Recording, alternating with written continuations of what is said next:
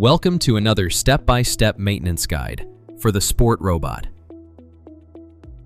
In this video, we'll walk you through maintaining the rear motor wheels either before or after using the robot.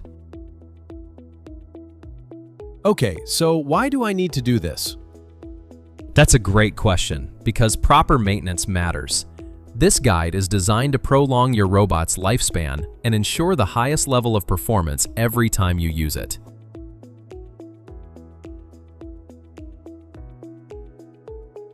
Either before or after using the robot, it's important to make sure the wheels are clean and free from mud or debris.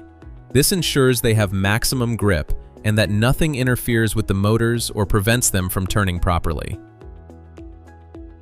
You can clean the wheels with the robot turned on or off, but it's best to have the wheels lifted off the ground. In this video, we'll show the cleaning process with the robot turned on. Once you've cleared away the loose mud and debris, you can clean the wheels with a brush. It's easier to do this while turning the wheels with the tablet. However, if the robot is off, you can turn the wheels by hand.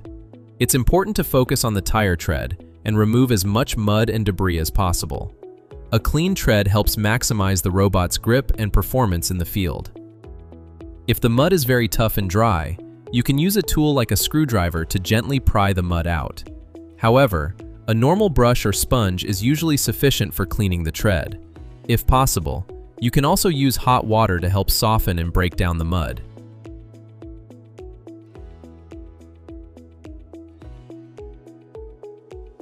When the wheel is clean, finish by wiping it with a cloth to remove any splashed-on mud and give it a final rub down.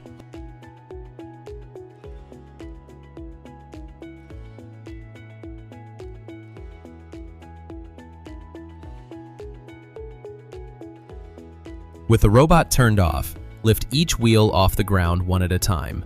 Spin the wheels in both directions several times, checking for any unusual friction or rough spots.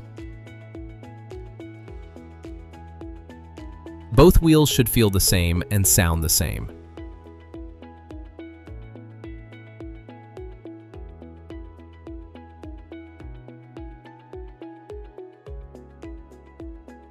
Ensuring the wheels are equal is vital for proper operation. Start by turning the robot on and wait for the lamp to reach either a red or green state. This is very important. Next, lift each wheel off the ground. Gently hold underneath and try turning the wheel slightly. You should feel some resistance. Both wheels should feel the same. Okay. If you need any additional help or information, please reach out to our support department at support@tinymobilerobots.com. Or alternatively, you can find more resources at help.tinylinemarker.com. That's everything for this video. Until next time, thanks for watching.